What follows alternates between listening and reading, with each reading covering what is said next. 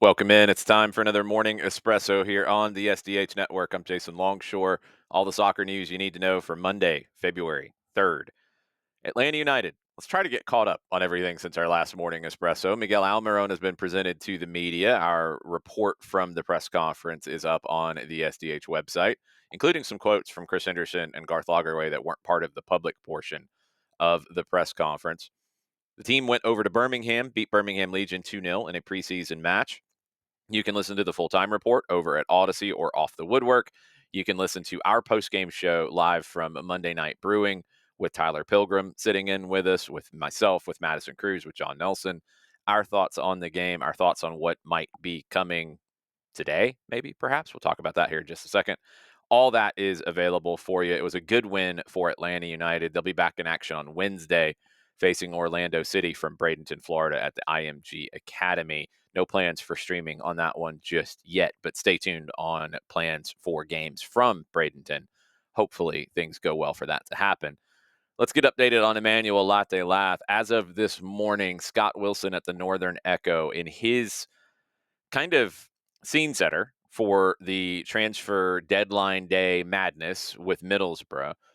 He said that he's expecting that the Emmanuel Latte Lath transfer to Atlanta gets confirmed today. Now, I told you in Full Time Report and in our post game show from Saturday night that watch Middlesbrough and what they do, and that should be your tell on how this is going. They are looking to add Kelechi Iheanacho from Sevilla on a season-long loan. They have also added Samuel Illing Jr. on loan from Aston Villa, more of a winger, formerly of Juventus. But that's two additions on loan, so that maybe could go either way. But two additions in the attacking group. Middlesbrough are also linked along with Sunderland, trying to get striker Adam Armstrong before the window shuts, but that one might be tough to pull off. The Telegraph reported that this morning. So Middlesbrough's busy. Writers in Middlesbrough are expecting that this deal gets done. We haven't heard from any of our Italian friends who have been reporting different things about this deal. There's even some reports from over the weekend that Latte Lath is already in Atlanta. I've not heard or seen that, but anything is possible at this point. I don't know. So, with reports that it could get confirmed today, I would say turn your notifications on. And I would also say keep an eye on Middlesbrough because they might announce that it's done before anybody else does. So, just stay tuned in all of it. Other silly season stuff. I'm going to run through this quickly because there's a lot of things and they could change even before this actually posts. It's that fluid at the moment. Most EuroLeague windows close tonight, local time. Serie A Portugal, they close tomorrow night. Turkey, a week later. Here we go. Aston Villa, they have added Marcus Rashford on loan. They are close to adding Marco Asensio on loan from PSG. Manchester United, they got Patrick Dorgu done from Lecce.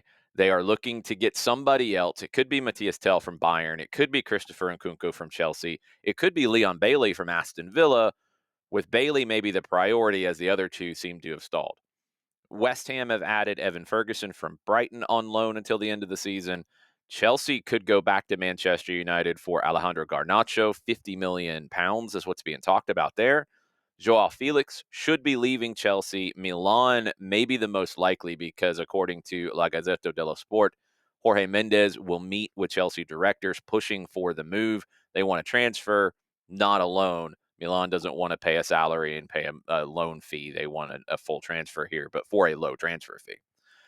Arsenal, they could go back to Aston Villa for Ollie Watkins. They want a striker. First offer was declined. Tottenham, they're still trying to get Mark Gahey from Crystal Palace. Another offer has been rejected there. Tottenham and Manchester United could be battling it out to get Liam Delap from Ipswich. Manchester City, they're trying to get deals over the line for Nico Gonzalez, a midfielder from Porto, and Douglas Luiz from Juventus. Neither one is done yet. Lloyd Kelly, he's passed his medical at Juventus. He should be headed to Juventus from Newcastle. That could be announced at any time. Santiago Jimenez, the Mexican international striker, multiple reports in Italy say he's going to wear the number 7 at Milan. He's coming from Feyenoord. It should be announced today. He was at the San Siro to watch the match with Inter yesterday. Alvaro Morata has left Milan on loan to Galatasaray. Benjamin Rollheiser, he's at Benfica. He hasn't played a lot lately. decent addition for Benfica. About 9 million euro is what was reported when he was added, but he's not playing. They're interested in selling. Nobody's come with the right amount of money to sell yet. Neymar, he made his big return to Santos yesterday, presented to the club's fans. That's going to be a fun one to watch. Some MLS updates on transfer day in Europe. Remember, MLS clubs can still add players after today. Don't get hung up on the. You always have to remember the window talks about incoming for that country, not outgoing. Orlando is trying to add Marko Pasalic from HNK Rijeka, the Croatian winger. It's not done yet. It was going to happen, then it wasn't going to happen. Now it might be back on. This one was going to happen. Now it might not happen. Edward Atuesta from Palmeiras to Orlando. According to Globo in Brazil, Palmeiras not happy with the terms. They have reportedly halted the negotiations. Tom Bogert says it could get close to getting done here. We'll see where that one falls. Houston Dynamo hasn't been announced yet, but they have reportedly acquired Jack McGlynn in a cash move for $2 million from Philadelphia. There's also some confusing elements with the Red Bulls and NYC holding percentages on Jack McGlynn, and I don't know how that continues on, and I don't know how Philadelphia was allowed to sign him as a homegrown. With that being said, I guess it was all negotiated out. I don't know. The homegrown thing is getting more and more confusing with people's windows and areas and radiuses and all. It's just they got to clean that up. It's getting too confusing. Red Bulls are reportedly close to signing Tim Parker as a free agent as well. Houston Dash of the NWSL, they've transferred Tarcian, their 21-year-old Brazilian defender, to Lyon, $798,000, the third highest transfer in the history of the women's game. Some quick updates on the results from all over the world. Real Madrid, they lost to Espanyol. Atleti won, so Madrid's lead over Atleti is 1 point, and they're going to play each other on Saturday. Barcelona, 4 points back. They beat Alaves. Harry Kane, first player in Bundesliga history to score 55 goals in his first 50 games. Bayern won 4-3 over Holstein Kiel. Pep Guardiola, very upset with his club, called them fragile for surrendering in the closing stages. They lost 5-1 to Arsenal. City's hopes of being in the title race have been long gone, and there was a lot of talk about Arsenal players really giving Erling Haaland the business verbally. Well, Erling Haaland had some things to say after the last time that City beat Arsenal, so if you talk, you're going to get things thrown back in your face. And don't complain about that. Don't complain about it. Nobody else should complain about it. If you want to talk, that's cool. Receipts get kept and they're going to get thrown back at you. And that's just the price of talking sometimes. Celtic, Callum McGregor, he made his 500th appearance for the club. They're 10 points clear at the top of the table. They won 3-1 over Motherwell. Ajax are 12 points clear at the top of the table. They won De Klassieker in the Netherlands over Feyenoord. Kenneth Taylor with the winner in the 94th minute. Let's go down to Argentina. Independiente, they're the only club to have won all 3 of their first games in the Apertura. They beat Gimnasia 2-0. They go to River Plate next. Keylor Navas, he had a clean sheet in his debut in Argentina, helping Newell's Old Boys beat Aldo Civi 1-0 at the Estadio Marcelo Bielsa. Flamengo, they won the Supercopa do Brasil on Sunday. They beat Botafogo 3-1. Pitch looked like a giant slip and slide. Women's game, Barcelona, they lost to Levante. 46 games unbeaten before this for Barcelona. That streak's done. First loss at home in over 80 games going back to February 2019. Chelsea's women, they go 10 points clear at the top of the Women's Super League. 1-0 win over Aston Villa. News from MLS, the LA Galaxy first cash trade deal is now done. They get $4 million for Dejan Joveljic. Sporting Kansas City cuts the check. He scored the game-winning goal in MLS Cup this year, but he was under a U22 initiative slot. He's in the last year of that contract. The Galaxy weren't going to be able to sign him to a new designated player contract. They get something out of him, and Sporting Kansas City gets a number 9 that they've been chasing since they signed Alan Pulido, and injuries really limited what we could see from that. This will be a fascinating one. Sunday afternoon, kind of a fascinating game as well. Miami on their tour of the Americas, they played a preseason friendly in Panama against Sporting San Miguelito. Miami won 3-1, their first preseason win of the year. Benjamin Cremashi and Tadeo Ashende and Fafa Pico with the goals. Messi played 76 minutes. He was removed after a weird sequence. Aymar Kundumi defender for Sporting San Miguelito, fouled him twice in a minute. The first one was horrendous. Sliding challenge from behind, an awful tackle. Could have been a red straight away. The second one was just dumb, and Messi seemed to be getting into angry Messi phase during all of this. So, oh, this is what happens sometimes when you're touring the world and playing teams and people trying to make a name for themselves by kicking the goat. Eh, Miami's got to be careful with that. Also, you saw that Messi's bodyguard actually got juked this time. Somebody put the stutter step on him. He goes to ground. He got to Messi, and then the bodyguard I think had a good laugh and pulled him away. And there you go. But first time I've seen the bodyguard get juked. I guess it's preseason for him too. Luchi Gonzalez, he has been hired by the San Jose Earthquakes to be their new academy director. He was their head coach recently. He was also Dallas's head coach.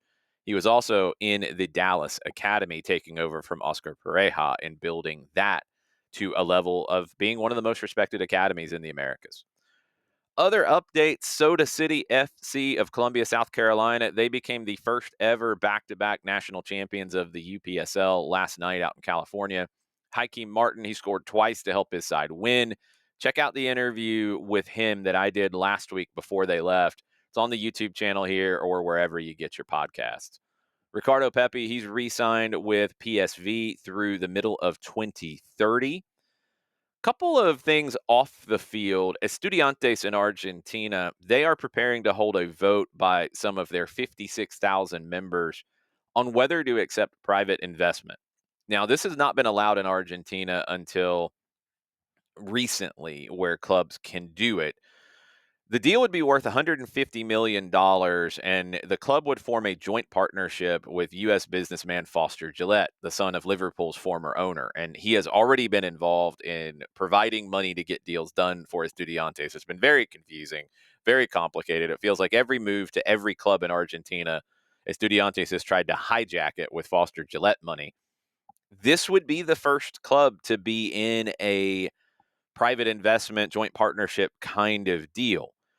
The AFA, the Argentine Football Association, is firmly against the proposal. A lot of Argentine fans are against for-profit clubs. The money's going to be essential because you have a lot of these clubs right now in Argentina that, yes, they have kept the nonprofit system and the social role of these clubs, but they're also broke and they're not paying their bills and they're not paying their players. I don't know if it's right, wrong, whatever. I don't know if there's maybe a way in between. Brazil in 2021 allowed clubs to transform into limited companies and attract private investment. They have gotten the investment. Several clubs are now foreign owned, and it's kind of too early to say whether it's positive or negative, but you can see that Brazil financially has become by far the powerhouse of South America with their clubs winning Copa Libertadores and challenging um, at a top level. And you don't have many clubs from other countries doing that. Would this be a good thing for Argentina? I don't know. I am a little skeptical of Foster Gillette in general and how all this has played out, but stay tuned. Bournemouth, they are putting together a group of clubs. Black Knight Football Club, Bill Foley is the American owner of Bournemouth. His investment group, Black Knight Football Club, is completing a deal to buy Moreirense, a mid-table club in Portugal's first division. They've already taken over Lorient in France. They've already taken over Auckland in New Zealand. They have a 25% stake in Hibs in Scotland. All the clubs would emulate the high-energy, high-pressing style that Andoni Areola, the Spanish head coach at Bournemouth, has had success with. Interesting. I mean, it's a multi-club ownership group, but it's not big clubs. I'd like to see how this actually all fits together. All right, that's it for the morning espresso. Like I've told you, today it's going to be crazy with rumors and things all over the place. If a afternoon cortado is needed, and maybe a latte, maybe that's needed this afternoon, we will be back then with another special update. Stay tuned. Make sure you got your notifications on. Soccer Down here on all your social media platforms. Subscribe here on the YouTube channel. Make sure you're ready. Buckle up. John Nelson will have the SDH AM show starting at 9:05 this morning. You can watch that on Twitch. You can watch that on Facebook. You can watch that on X. You can always watch that here on YouTube. And I'll be back tomorrow morning for Espresso for sure. got a feeling I might be back later today to talk a little bit more of all of these things on a crazy transfer deadline day, at least in a lot of countries all over Europe and beyond, and it's going to affect everywhere. And just stay tuned. See you soon.